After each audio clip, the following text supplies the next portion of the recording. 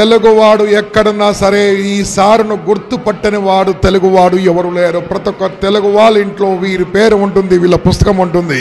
ఎక్కడికి వెళ్ళినా సరే వీరి క్లాసులు విన్న వాళ్ళు, వీళ్ళ జీవితాలు మార్చుకున్న వాళ్ళు, వాళ్ళ తలరాత మార్చుకున్న వాళ్ళు లక్షలాది మంది ఉన్నారు.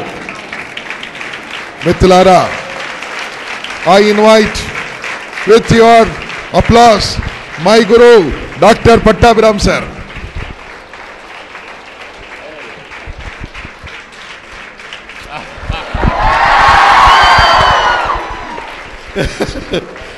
చూపిస్తాడు. ఓకే, ఒకసారి 3 సారి స్లోగన్స్ ఇచ్చుకుందాం ఈరోజు morning. Okay, right. Bharat Mata కి, భారత్ మాతా కి, భారత్ యువశక్తి కే, అనంతపురం యువశక్తి కే, అనంతపురం యువత స్త్రీ శక్తికే. చెప్పుకోండి, వాళ్ళు special sir. Thank you sir.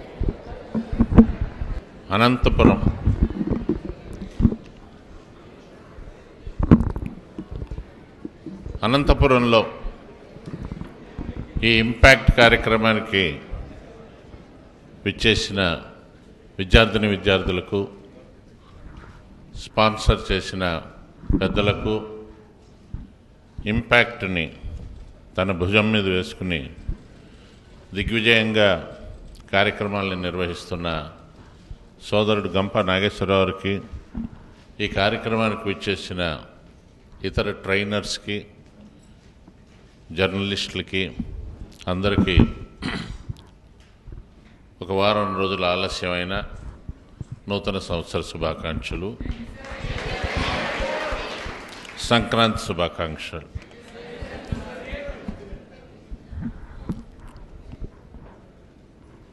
Anantapuram అంటే నాకు ఒక ఎనలేని అభిమానం. నేను కొన్నాళ్ళు భారత ఆహార సంస్థలో పనిచేశాను. అందులో గవర్నమెంట్ ఆఫ్ ఇండియా కానీ స్టేట్ గవర్నమెంట్ కానీ జాయిన్ అయినప్పుడు నేటివ్ ప్లేస్ ఏదో డిక్లేర్ చేయాలి. ఫుడ్ కార్పొరేషన్ ఆఫ్ ఇండియాలో నా నేటివ్ ప్లేస్ అనంతపురం డిస్ట్రిక్ట్ అని ఉంటుంది. సగం మందే కొట్టారు, ఎందుకంటే అదేదో యాక్సిడెంటల్గా పడి ఉంటుంది, నిజం అయ్యి ఉండకపోవచ్చు.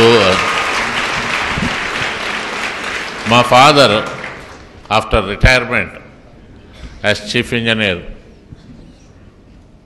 మెడ్రాస్ స్టేట్ కంబైన్డ్ స్టేట్గా ఉన్నప్పుడు రిటైర్ అయిన తర్వాత ఈ సెటిల్ డౌన్ ఇన్ పుట్టపర్తిలో ఈ ఆడిటోరియం అవన్నీ. అప్పటికి మేమంతా చదువుకుంటున్నాం. సో అప్పటి నుంచి నాన్నగారు ఇక్కడే ఉంటారు కాబట్టి పుట్టపర్తి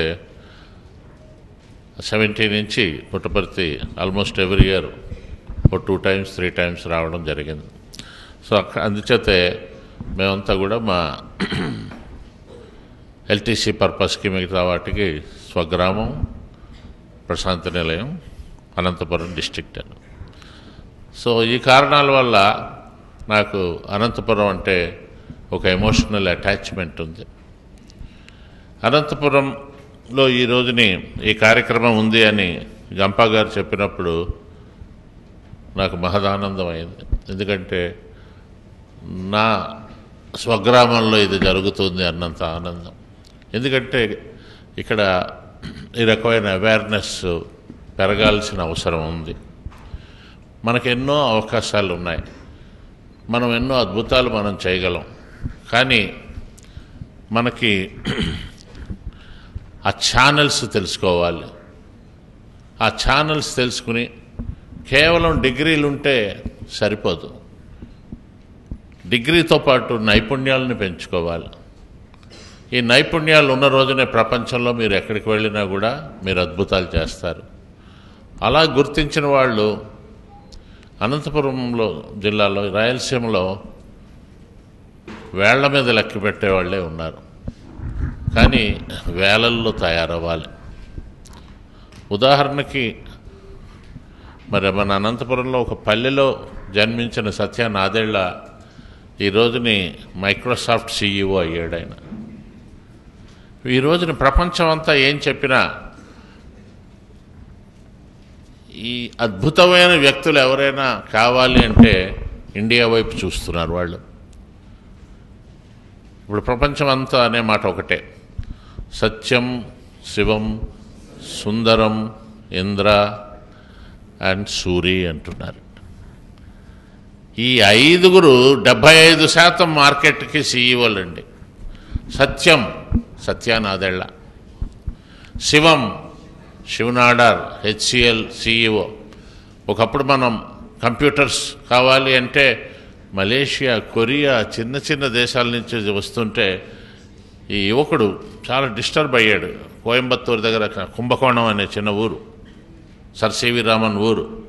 ఏంటి అక్కడి నుంచి తెచ్చుకోవడం, మనకి ఎఫిషియన్సీ లేదా, మ్యాన్ పవర్ లేదా, అన్నీ ఉన్నాయి కానీ ఇనిషియేటివ్ లేదు. అది మనం ఎందుకు చేయకూడదు? ప్రతి వ్యక్తి ఒక శక్తిగా ఎందుకు మారకూడదు? ఆ రోజుల్లో ప్రచారం లేకపోవడం వల్లే సర్ సివి రామన్ అక్కడ ఆగిపోయాడు. సో అద్భుతాలు చేయాలని ఆయన స్టార్ట్ చేశాడు. ఈ రోజుని మరి నోయిడాలో ఆయన యూనివర్సిటీ పెట్టాడు, నాడార్ యూనివర్సిటీ. HCL కంప్యూటర్స్ విదేశాలు పంపుతున్నారు. సత్యం, శివం, సుందరం పిచ్చే. మరి వాళ్ళ ఫాదర్ ఒక చిన్న క్లర్క్ ఒక చిన్న కంపెనీలో మెడ్రాస్లో. He has become the CEO of Google అంత యంగ్ ఏజ్లో. ఆయనని ఒక జర్నలిస్ట్ వెళ్ళి, అమ్మ మీ అబ్బాయి గూగుల్ CEO అయ్యాడు, ప్రపంచమంతా ఏం కావాలన్నా గూగుల్ చూస్తారు, గూగుల్ వాళ్ళు ఇండియా వైపు చూస్తున్నారు, మీ అబ్బాయి లాంటి వాళ్ళు ఇంకా ఎక్కడెక్కడ ఉన్నారా అని అంటే ఆవిడికి తెలియదు. ఆ పాతకాలం. ఇప్పుడు చాలామంది తల్లుల్లాగే ఏం కర్మండి గూగుల్ ఏమిటో అది అంటే, బ్యాంకు పరీక్షలు రాయరా అంటే రాయలేదండి వాడు. ఇప్పుడు నేను చెప్పబోయే సబ్జెక్టుకి దీనికి లింక్ ఉంది. నేను మాట్లాడబోతున్న సబ్జెక్ట్ ఈవేళ ప్రొఫెషనలిజం, వృత్తి ధర్మం. ఈ వృత్తి ధర్మం అనేది మీరు చేసిన రోజుని, సిన్సియర్గా పాటించిన రోజుని మీకు రిటైర్మెంట్ ఉండదు. రిటైర్మెంట్ తర్వాత కూడా మళ్ళీ ఆఫర్లు మీకు వస్తూనే ఉంటాయి. వృత్తి ధర్మాన్ని ఏ రోజైతే సరిగ్గా నిర్వహించలేకపోయామో, మోసం చేసామో అంటే మోసం అంటే కావాలని తప్పు చేయం. నేను గవర్నమెంట్ స్కూల్లో ఉంటాను, టీచర్గా ఉంటాను. మా ఫ్రెండ్స్ అంటారు రోజు వెళ్ళక్కర్లేదురా, అంత దూరం ఏం పోతాం, అనంతపురంలో మన ఇక్కడి నుంచి ఏదో చేద్దాం. వాడు ఒక్కడుంటే చాలండి, వాడు నా వృత్తి ధర్మానికి అన్యాయం చేశాడు. అటువంటి వాళ్ళని ఈ రోజుని ప్రజలు గమనిస్తున్నారండి. సోషల్ ఆడిట్ అన్నట్టు వస్తుంది. కేరళలో ఆల్రెడీ స్టార్ట్ చేశారు. ఈ ప్రభుత్వపరమైన ఉద్యోగాలు కానీ ప్రైవేట్ పరమైన ఉద్యోగాలు కానీ చేసేవాళ్ళు వాళ్ళు దగ్గరున్న సిటీ నుంచి ఆ గ్రామానికి వెళ్తారు. కేరళలో కొంతమంది పని పాట లేక బేవార్స్గా బస్టాండ్లో కూర్చుని వేరుశనకాయలు తింటూ పల్లీలు తింటూ ఉండేవాడు. ఒక సెక్రటరీ ఏం చేశాడు, వీళ్ళ ద్వారా కూడా మనం పని చేయిద్దాం. వీళ్ళ పని ఏంటంటే ఆ బస్టాండ్లోనే కూర్చుని కేజీ శనకాయలు కొనుక్కుని తింటూ ఉండాలి. వీడి పని ఏంటంటే ఆ టీచర్ కరెక్ట్గా ఏ బస్సులో వస్తున్నారు, మళ్ళీ ఏ బస్సులో వెళ్తున్నారు, వెటర్నరీ డాక్టర్ ఎప్పుడు వస్తున్నాడు, ఆ BDO ఎప్పుడు వస్తున్నాడు, పంచాయతీ వాళ్ళ పని. ఈ ప్రోగ్రాం అంతా ఆ టీచర్లకు తెలియదు, వీళ్ళు కూర్చుని రాయడం. నెల తర్వాత రిపోర్ట్ ఇచ్చాక ఆ రిపోర్ట్ తీసుకుని సెక్రటరీ పంపించాడు, ఇదిగో మీరు ఇన్ని రోజులు వెళ్ళలేదు. లేదు సార్ మేము వెళ్ళాము, సంతకాలు చూపిస్తాం. నువ్వు వెళ్ళలేదు, నువ్వు ఆ సంతకాలు చూపిస్తూ డిస్మిస్ చేస్తాం అన్నారు. ప్రొఫెషనలిజం లేకపోవడం అక్కడ సెట్ అయిందండి. సో సత్యం, శివం, సుందరం. నెక్స్ట్ ఇంద్ర నూయి ఒక చిన్న గ్రామంలో చదువుకుందండి అమ్మాయి. బాగా చదువుకుని ఈరోజుని 197 దేశాలలో పెప్సీకి CEO అండి. ఆడపిల్లలు అద్భుతాలు చేయవచ్చు అని ఈ మధ్య ప్రధానమంత్రి ప్రెసిడెంట్ ఆఫ్ ఇండియా 25 మంది top dignitaries of our country who are in different places of the world సన్మానం చేశారు. ఆవిడ 3 నిమిషాలు మాట్లాడిందండి. Extraordinary speech. మీకు అది వినిపిస్తాను అది తర్వాత. సో చివరిగా సూరి. ఎవరైనా చెప్తారా సూరి గురించి? సూరి గురించి చెప్పిన వాళ్ళకి ప్రజెంట్ ఏ బుక్ అండి, సాఫ్ట్ స్కిల్స్ బుక్. ఎవరండి?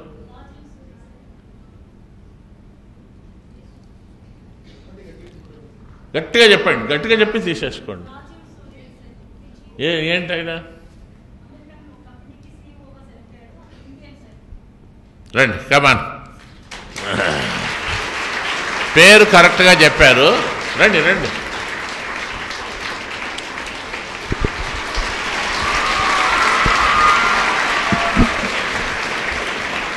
Rajiv Suri is the CEO of Nokia. ఆయనకి ఐఐటీలో సీట్ రాలేదు, NITలో సీట్ రాలేదు, బిట్స్ పిలానీలో రాలేదు. నువ్వెందుకు పనికిరావని తల్లిదండ్రులు తిట్టారు. బ్యాంకు పరీక్షలు రాసాడు, రాలేదు. చివరికి బెంగళూరులో ఒక చోట ఇంజనీరింగ్ చదివాడు.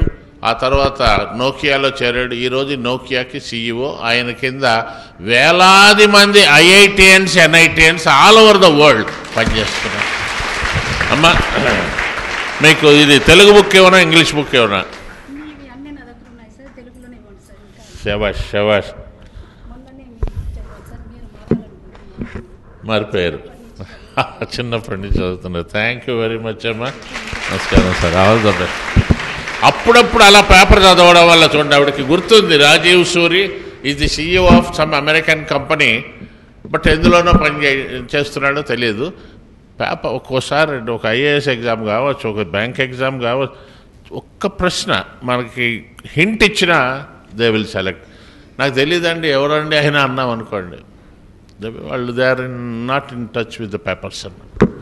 సో మై డియర్ ఫ్రెండ్స్, ఈరోజు ప్రపంచం అంతా అటు చూస్తుంది.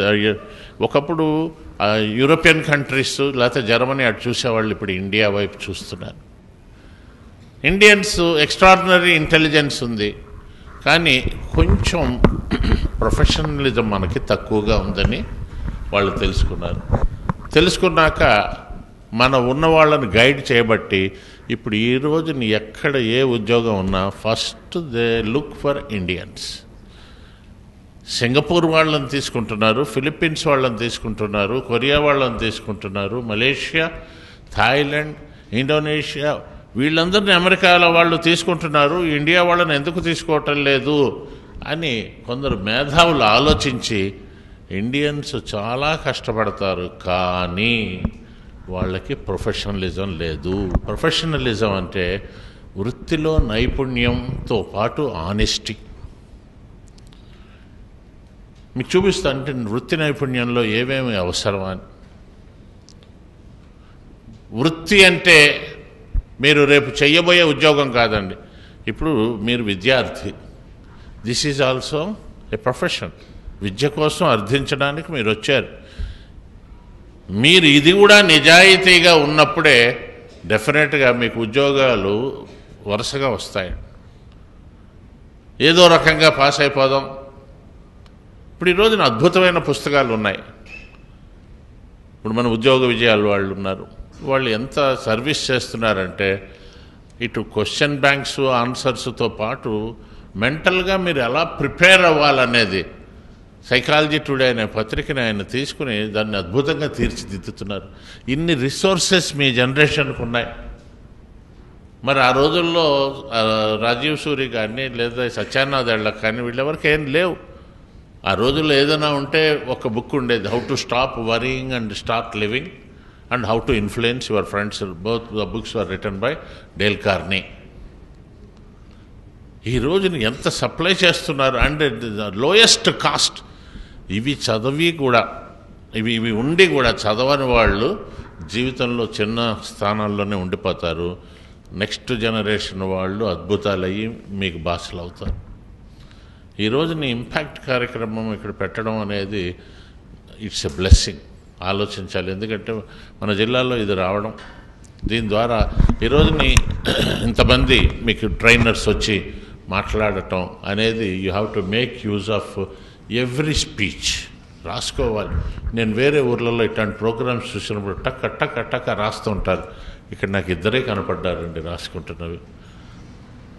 అంటే అది తప్పని కాదు, అది అలా అలవాటు చేసుకోండి. ఇప్పుడు ఉదాహరణకి సత్యం, శివం, సుందరం, ఇంద్ర, సూరి, ఇవి మీకు ఎప్పటికైనా అవి సత్యాలే అవుతాయండి. మైక్రోసాఫ్ట్ కార్పొరేషన్ సత్యానాదెళ్ళ ఆయన జీతం 455 కోట్లు and same amount of perks ఉన్నాయి ఆయనకి. అమెరికాలో ఆయన పోయి ఇన్ఫ్లుయెన్స్ చేయించుకున్నది ఏమీ లేదు. అక్కడికి పోయి క్లింటన్ దగ్గర పోయి నాకు ఉద్యోగం ఇప్పించాలి అని చెప్పి వాళ్ళ ఫాదర్ కానీ మరొకరు చెప్తే వినే పరిస్థితి కాదు. అమెరికాలో ప్రొఫెషనలిజం. అక్కడ ఒక పోలీస్ కానిస్టేబుల్ కూడా ఆయన చెయ్యిలా ఎత్తాడంటే మీకు ఒబామా కూడా కారు ఆపాలి. ఎందుకంటే హీ రెస్పెక్ట్స్. అన్ని దేశాల్లో అలా లేదు. కొన్ని దేశాల్లో పక్కకు పిలిచినా ఆపినా ఇదవుతుంది. ఆలోచించాలి. ఎందుకు వేరే వాళ్ళు ఇప్పుడు రోడ్డు మీద వెళ్తున్నప్పుడు ఆ కార్లలో జపాన్ వాడు ఉండొచ్చు, చైనా వాడు ఉండొచ్చు, వాడు అబ్జర్వ్ చేస్తాడు, ఫోటో తీసుకుంటాడు, దిస్ ఈజ్ ఇండియా అంటాడండి. అందరూ కాదు, ఒక 10% ఉంటారు.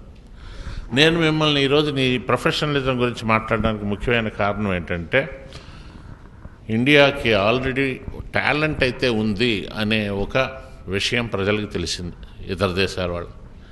అయితే సెన్స్ ఆఫ్ బిలాంగింగ్నెస్, ఆ ఓనర్షిప్, ఒక కమిట్మెంట్, ఇది నాది, నా సంస్థ అనే రకమైన ఇది గవర్నమెంట్లో పనిచేసిన వాళ్ళకి ఉండటం లేదు అని వాళ్ళకి ఒక అభిప్రాయం ఉంది.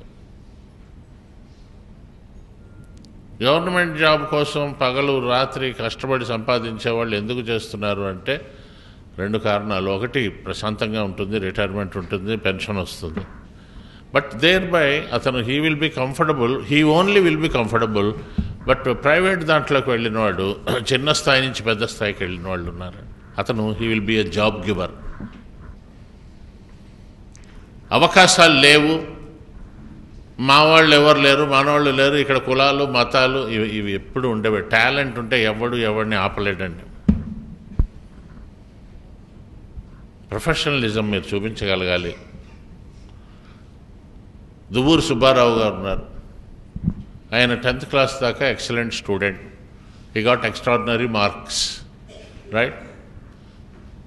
తర్వాత టీచర్ అవుదామని బీఎస్సీ చదివాడు ఏలూరులో. బీఎస్సీలో టాప్ మార్క్స్, ముఖ్యంగా ఫిజిక్స్లో ఎక్కువ వచ్చాయి. అప్పుడు ఎంఎస్సీ చేద్దాం అనుకున్నాడు ఆయన.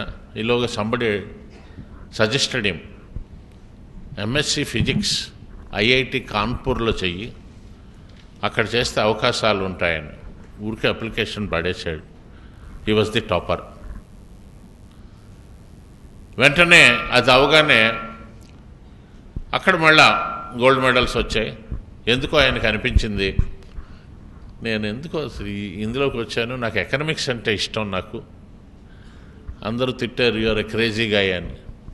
లేదు, నేను చదువుతాను.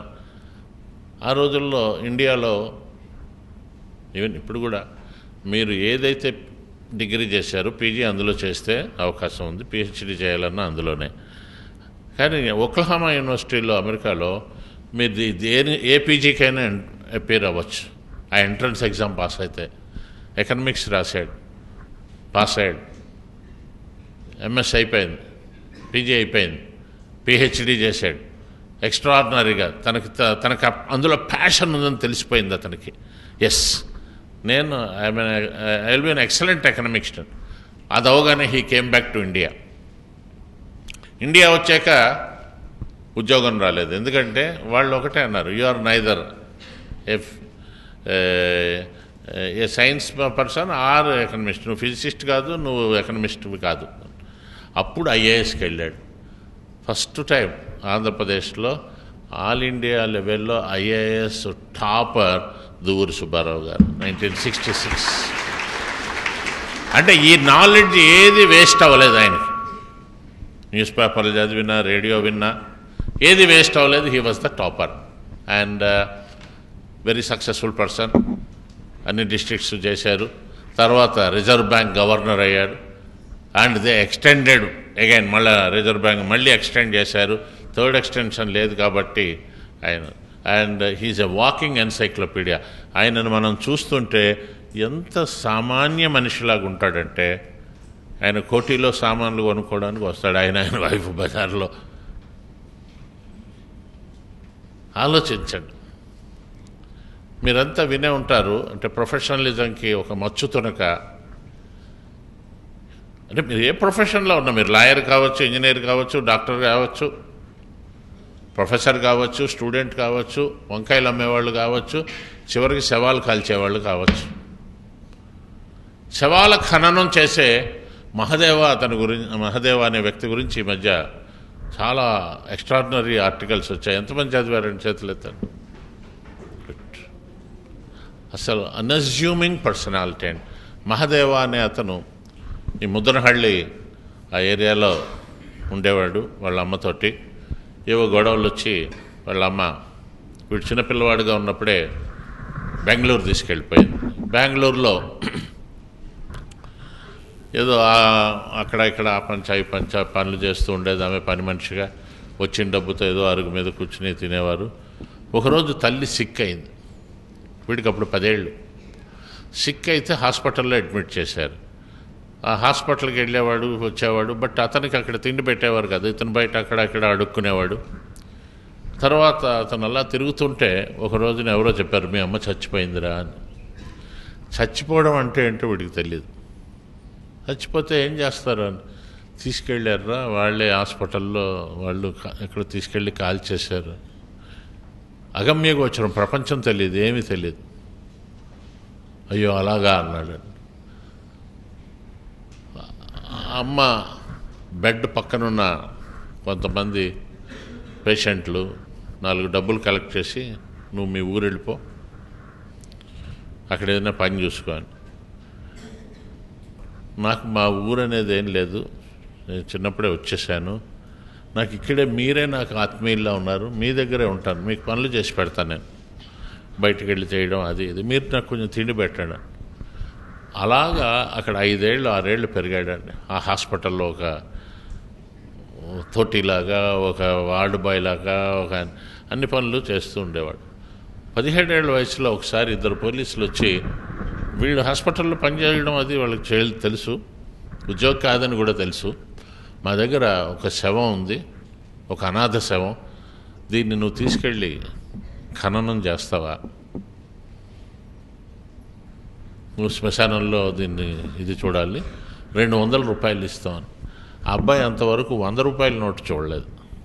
200 ఇదేదో బాగుంది అనుకుని చాలా సిన్సియర్గా తీసుకువెళ్ళి దాన్ని ఖననం చేశాడు. బాగా చేశాడు. ఆ తర్వాత నుంచి ఎక్కడ అనాథ శవాలు ఉన్నా దహనం కానీ ఖననం కానీ మహాదేవ దగ్గరకు వచ్చి మహాదేవ అనగానే అతను తీసుకెళ్ళడం, 200 సంపాదించడం. చివరికి ఒక గుర్రబండి కొనుక్కున్నాడు. ఆ గుర్రబండి మీద తీసుకెళ్ళి చేస్తూ ఉండేవాడు. చాలా మంచి పేరు వచ్చింది. అంటే ప్రొఫెషనలిజం అంటే ఎలా ఉంటుందంటే, ఒకరోజుని అతను శవాన్ని తీసుకెళ్తుంటే ఒక వ్యక్తి ఆపి, దీన్ని నువ్వు మెడికల్ కాలేజీకి ఇస్తే 2000 రూపాయలు ఇస్తారు నీకు, నువ్వు 200 ఇచ్చారు నీకు ఇప్పుడు పోలీసు వాళ్ళు అంటే, మంచిదయ్యా అని ఆ శవాన్ని అక్కడే పెట్టి పోలీస్ స్టేషన్కి వెళ్ళి, వాళ్ళు 2000 రూపాయలు ఇస్తానంటున్నారు, ఆ 2000 మీరు తీసుకుని, వాళ్ళు ఏదో మెడికల్ కాలేజ్ వాళ్ళు కదా, మీరు తీసుకుని నా డబ్బు నాకు ఇవ్వండి అని. వాళ్ళు పోలీసులు వచ్చారు, అంత పంచనామా అది చేసి 200 ఇస్తే మహాదేవ అన్నాడు, సార్ ఇది కట్టెలు కొనక్కర్లేదు దీనికి, పైగా నేను అసలు అక్కడికి వెళ్ళక్కర్లేదు కాబట్టి నాకు 50 రూపాయలు ఇవ్వండి చాలు.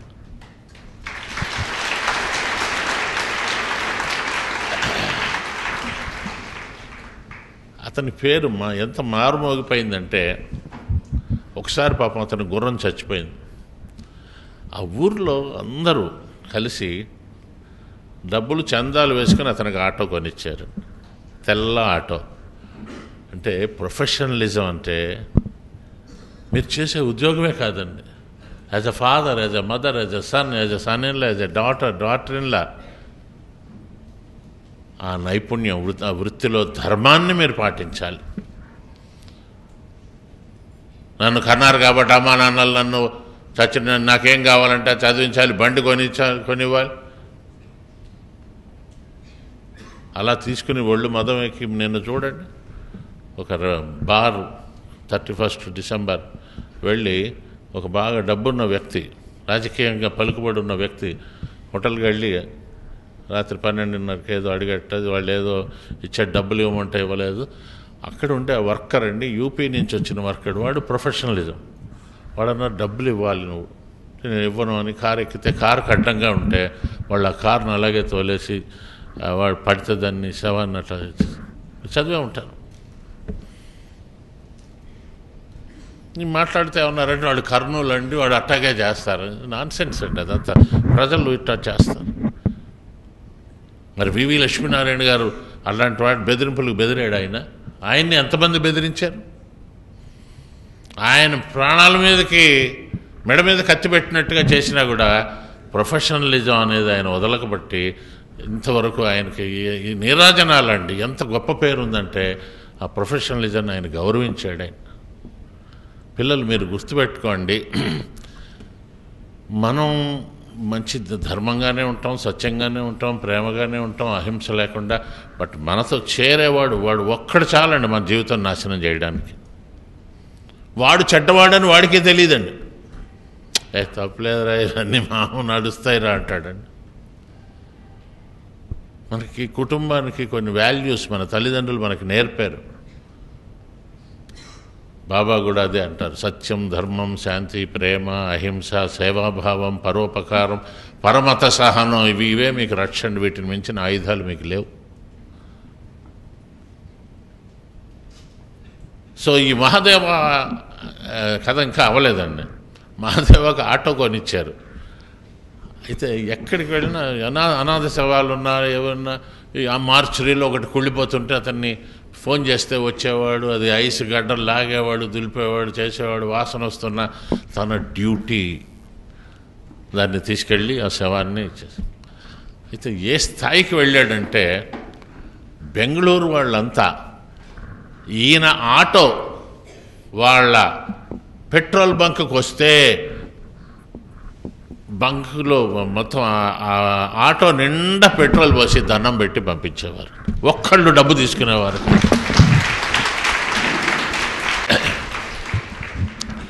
ప్రొఫెషన్, మీరు చేసే పని న్యాయంగా ఉన్న రోజున మనకి పక్కనే ఉంటాడు సార్ మన ఫ్రెండ్, ఏంద్రా ఏం మాట్లాడుతున్నాడు ఆ ప్రొఫెసర్, ఏంది వాడి సంగతి, నలుగురిని పోగు చేసుకెళ్తాడు. వాడు ఎంతమంది జీవితాలు పాడు చేస్తారు నాకు తెలుసండి. అట్లాంటి వాళ్ళు ఒక్కడి వల్ల, ఒక్క స్టూడెంట్ వల్ల నలుగురు స్టూడెంట్స్ కాలేజీ మానేసి గౌరవాలు చేసి అల్లర్లు చేసి వాడు చదువు పాడవుతుంది, వీడి చదువు పాడవుతుంది. 52% ఇచ్చేయడని ఒక ప్రొఫెసర్ని 5 ఏళ్ల క్రితం కొట్టారండి స్టూడెంట్స్. ఎవడికి రా ఈ 52 ఏం చేసుకుంటాం రా మేము, దేనికి మాకు వస్తుందని. వీడు చదివింది. నేను దాని గురించి అప్పుడు వచ్చి ఎంక్వైరీ చేశాను. నాకు తెలిసిన ఒక ప్రొఫెసర్ ఉన్నారు ఎస్కేఈలో, ఆయన్ని అడిగాను, సార్ నాకు తెలుసుకోవాలన్నది 52 కాదు వాడికి ఎక్కువ వస్తాను. వాడు అందులో ఏం రాశాడో తెలుసుకున్నాడండి. రజనీకాంత్ సినిమా ఒకటి వచ్చింది చూడండి, లక లక లక లక, ఆ కథ రాశాడండి. దాంట్లో పేజీలు నింపాడు. అప్పటికి ఆయన 52% ఇచ్చారు. వాళ్ళు కూడా మేము భయపడుతూ చేస్తున్నామండి ఉద్యోగాలు అన్నారండి. నేను ఇక్కడ ఎందుకు చెప్తున్నానంటే అట్లాంటి స్టూడెంట్స్ ఇక్కడికి రారు. ఎందుకంటే 3 రోజులు ఇంత శ్రద్ధగా కూర్చున్నారు అంటే you want to achieve something, right? రేపు మీరే ప్రొఫెసర్ కావచ్చు, మీరు ఒక ఐఏఎస్ కావచ్చు, ఐపీఎస్ కావచ్చు. ప్రొఫెషనలిజం అనే మాటను మీరు మర్చిపోవద్దు. వృత్తి ధర్మం, ఎక్స్ట్రాడినరీ ఈ మధ్య ద ప్రొఫెషనల్ అని సుబ్రతో బాగ్చి అని ఆయన ఒక బుక్ రాశాడు. చాలా మంచి పుస్తకాలు వచ్చాయి. వాటిల్లో ఇది, దాన్ని మనం సైకాలజీ టుడే పూర్వపు ఎడిటర్ సత్యమూర్తి గారు, గొడవటి సత్యమూర్తి గారు తెలుగులో ట్రాన్స్లేట్ చేశారు, వృత్తి ధార్మికుడు అని. ఈ బుక్ చదువుతుంటే ఈ చివరి నుంచి ఆ చివరి దాకా నేను ఛాలెంజ్ చేస్తా, కనీసం 5-6 సార్లు మీకు తెలియకుండా కళ్ళ నీళ్ళు వస్తాయి. అసలు ఇట్లాంటి మనుషులు ఉన్నారా? వృత్తి ధర్మం. చాలామంది ఏమంటారు, సార్ వృత్తి ధర్మం ఒకటి సార్, కానీ సంఘధర్మం వేరే ఉంటుంది సార్. నేను ఈ ఉద్యోగం కొన్నాను, మరి డబ్బులు ఇవ్వాలి కదా అక్కడ వాళ్ళకి. మీరు ఆలోచించండి. అల్టిమేట్గా మీరు వెల్లకిలా పడుకున్న మీ అంతరాత్మకి సమాధానం చెప్పుకోవాలి, మీకు నిద్ర పట్టాలి. నిజాయితీగా ఉన్నవాడికి ఆ భయం ఉండదని. అబ్దుల్ కలాం వృత్తి ధార్మికుడి గురించి మనం చెప్పాలంటే అబ్దుల్ కలాం పేరు చెప్పుకోవాలి. ఆయన ఏ పదవిలో ఉన్నా, ఏ స్థాయిలో ఉన్నా, ఏనాడు కూడా తన పదవిని తను వాడుకోలేదని. ఒకసారి అతని సిస్టర్ సన్ వచ్చి, నేను మెడ్రాస్లో పలానా జాబ్కి అప్లై చేశాను మామ నువ్వు చెప్పాలి అంటే, ఆయన చెప్పడం తెలుసు వాళ్ళకి. అయినా సరే అడిగితే అక్క కూడా వచ్చి చెప్పచ్చు కదరా అదిరా ఇదిరా అంటే, ఆయన ఏం చెప్పాడో తెలుసునండి. ఆఫీసర్కి లెటర్ రాస్తూ, dear sir, this boy happen to be my nephew. He happened to be my nephew. He has applied for a job in your organization. I can assure his integrity, but not the efficiency. వాడు పని చేస్తాడో లేదో మీరు తెలుసుకోండి, నిజాయితీగా ఉంటాడని మాత్రం నేను చెప్పగలను మా ఫ్యామిలీలో ఉన్నవాడు. జాబ్ రాలేదండి అబ్బాయికి. అండ్ వాళ్ళు పెద్ద రిగ్రెట్ లెటర్ రాస్తే థ్యాంక్స్ చెప్తూ రాశాడు, మీరు నిజాయితీగా ఉన్నారు, ఐఎమ్ హ్యాపీ. ఈరోజు మీరు చూడండి, లంచాల కోసం ఎగబడే అధికారులు కానీ అన్ని రంగాల్లో ఉన్నారండి. ఈ మధ్య ఎవరో నాకు మెసేజ్ పంపించారు, ఈ ఇంపాక్ట్ దీంట్లో మన వాట్సాప్. ఒక తండ్రి కొడుకుని అడుగుతాడు, రే నువ్వు ఇంజనీర్ అవుతావా, డాక్టర్ అవుతావా, లాయర్ అవుతావా అని. లాయర్ అవుతానంటాడు. అదేంట్రా, డాక్టర్ అవ్వచ్చు కదా. డాక్టర్ అయితే ఏముంది డాడీ, ఎవరికైనా అనారోగ్యం వస్తే ఆపరేషన్ చేస్తాం, అయిపోతుంది, వాడు వారం రోజుల్లో బయటకు వెళ్ళిపోతాడు. పోనీ ఇంజనీరు అని.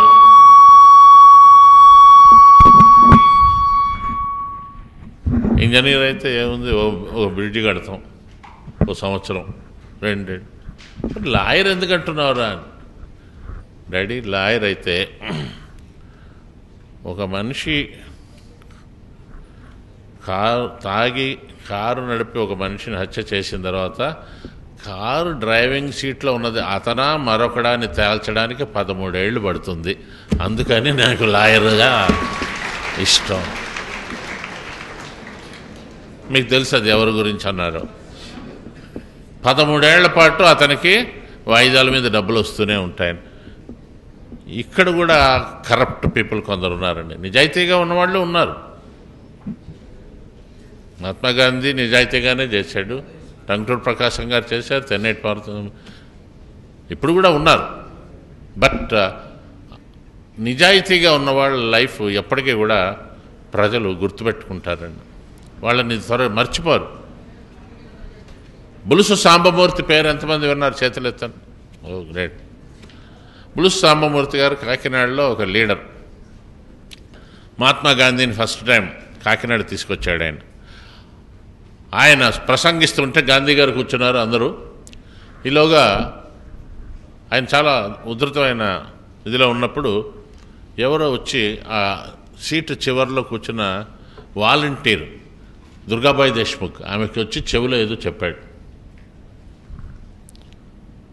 విషయం ఏంటంటే బులుసు సాంబమూర్తి గారు ఏకైక కుమారుడు చనిపోయాడు, ఏదో పాము కాటో ఏదో. ఈమె వెంటనే లేచి ఆయన చెవిలో చెప్పింది. అని ఈ కంటిన్యూడ్ ఈ స్పీచ్ ఫర్ 45 minutes అండి. అంటే అక్కడికి వెళ్ళాక ఒక పూనకం వచ్చినట్టే అన్నమాట. మన దేశం మనకు కావాలి, మన స్వాతంత్రం కోసం ఇచ్చేసారు బ్రిటిష్ వాడు, అది 45 minutes ఇంకేమి ఉండబట్టలేక గాంధీ గారి దగ్గరికి వెళ్ళి చెప్పింది. ఆయన ఏంటండి ఆయన కొడుకు చచ్చిపోయాడు మాట్లాడుతున్నాడు చూడండి. అప్పుడు గాంధీ మైక్ తీసుకుని ఆపి సాంబమూర్తి గో హోమ్, ప్రొఫెషనలిజం. ఇవన్నీ జనరేషన్ తెలుసుకోవాలి. మీరు అనొచ్చు సార్ ఇలా ఉంటే ఏమీ నడవదని. ఎందుకు నడవదని? మా ఫాదరు 1920లో BE పాస్ అయ్యారండి, గిండిలో ఇంజనీరింగ్ కాలేజ్. ఆ రోజుల్లో ఈజ్ ఎ గ్రేట్ ఇంజనీర్. మాకు కారు ఉండేదండి, మేము ఎప్పుడు ఆ కారు ఎక్కలేదండి. మా అమ్మ కారు ఎక్కడం మేము ఎప్పుడు చూడలేదు. ఆఫీస్ కారు కదా, వాడచ్చు కదా. ఫోన్ ఉండేదండి, అది ముట్టుకోవడానికి లేదండి. మనది కాదు అది, అది ఒక అశుద్ధం అలాగా, అది మనం ముట్టుకోకూడదు. ఆఫీస్ పని ప్యూన్ ఇస్తారు, వంటవాడిని ఇస్తారు, మేము చేసుకోగలం ఉన్నారండి. వినేవారు. ఈ సుబ్రత బాగ్జీ కూడా రాస్తాడు. అతని ఫాదర్ ఎంప్లాయ్మెంట్ ఆఫీసర్గా ఉన్నప్పుడు అనేక రకాలుగా అవకాశాలు వచ్చినప్పుడు డబ్బు కోసం ఆయన ఎట్లా రిజెక్ట్ చేశారు, చివరికి పోలీస్ కంప్లైంట్ ఎలా ఇచ్చారు. ఇది నేను చెప్పడం వరకు నా ఇది. బట్ మీరు కూడా ఆలోచించండి, రైట్? లాల్ బహదూర్ శాస్త్రి గురించి, సింప్లిసిటీ గురించి మీరు ఏమంటారు? ప్రొఫెషనలిజంలో రాజకీయ నాయకుల్లో ఆయన పేరు చెప్పుకోవాలండి. ఇందులో ఏ ఒక్కటైనా మీ సబ్కాన్షియస్ మైండ్ మీద రిజిస్టర్ అయితే దట్స్ గ్రేట్. ఆయన ప్రధానమంత్రిగా ఉన్నప్పుడు ఆయన తల్లి కరోల్ బాగ్లో ఒక ఇంట్లో ఉండేది. రోజు రిక్షాలో వచ్చేది. ఈయన కావాలంటే కారు పంపచ్చు, ఆవిడ రిక్షాలో వచ్చేదండి.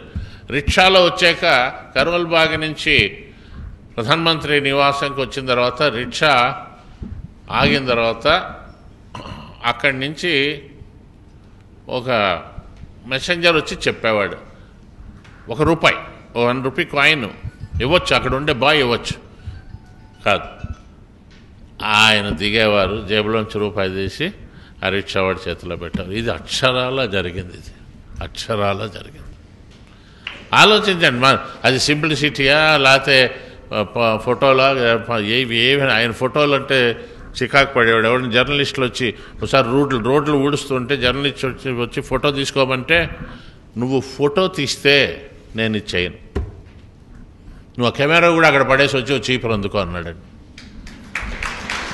కానీ ఈ రోజుని మరి మీరు చూడండి, మా ఫాదర్ అట్లా అంత నిజాయితీగా ఉండబట్టండి. మేము 11 మంది అబ్బాయిలు అందరూ అద్భుతాలు చేసాం, మా పిల్లలు అద్భుతాలు చేశారు, వాళ్ళ పిల్లలు. లాంగ్ రన్లో నిజాయితీకి ఎప్పుడు కూడా ప్రజల గుర్తింపు ఉంటుంది.